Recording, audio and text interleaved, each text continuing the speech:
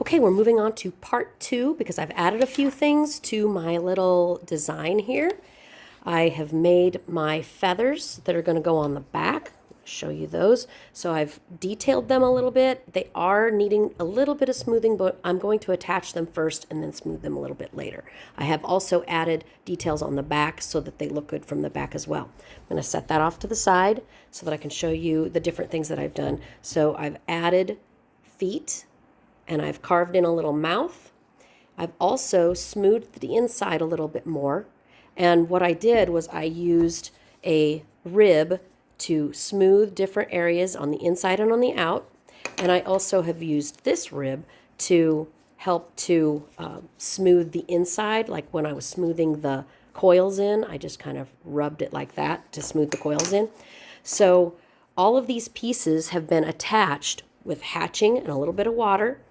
And I'm going to do the same thing to this, but I've been letting it sit out and dry a little bit because I want it to be a little stiff before I attached it. So I'm going to add a little water to that. I'm going to hatch right here because that's going to be my main place that I'm going to attach to the main body of the amplifier. And then I'm going to kind of lay it on there and see where it's going to fit and mark it out and hatch in that area.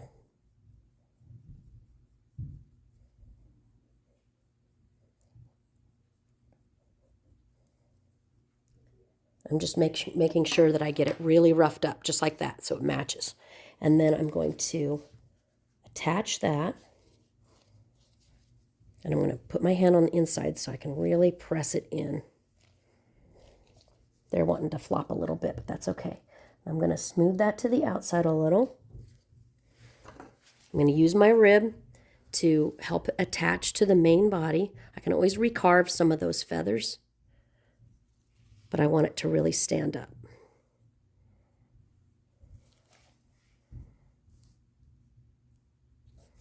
And then I can take my water and smooth that in, and then smooth it with the rib.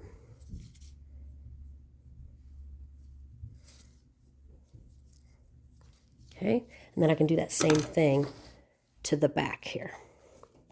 I'm going to add just a little bit of water, and then I'm going to use the rib to smooth it into the surface. And again, I can always recarve my details as it dries a little bit. Okay, so I'm going to have to be really careful with those feathers because they're going to want to bump quite a bit and fall back and forth. So push that back a little bit, and I have marked out with a couple of lines the width of my foam piece that's going to go in there, my foam template.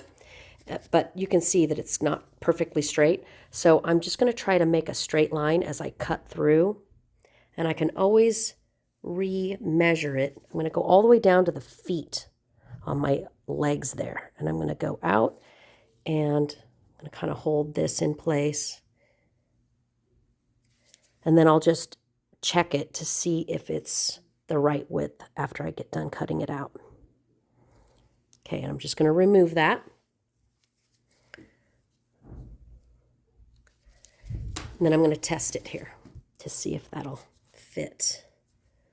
Okay, it looks like it's a little too narrow on this side, so I'm just going to cut just a little bit more there.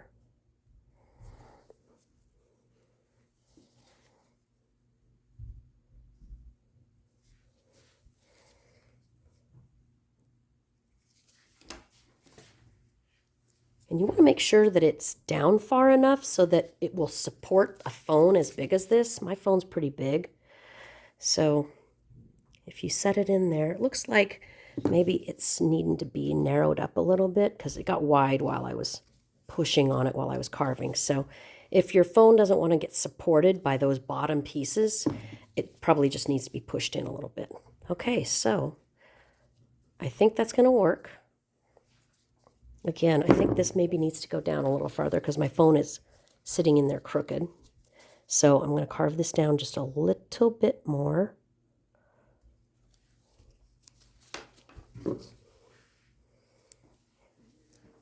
Okay. There we go. That sits in there pretty good. Now this back piece, you can see it's kind of wobbly. It's wanting to come push back a little bit. So I'm just going to lean my foam template up against it for now, just so it doesn't fall back. Okay, and that will give my feathers just a little bit of support until it gets a little drier. And then I can use my rib to smooth these areas. The nice thing about this rib is it's rounded, and so it will smooth out those areas that we want it to. And I can put it on the inside and kind of smooth that down so it takes off these pieces of clay.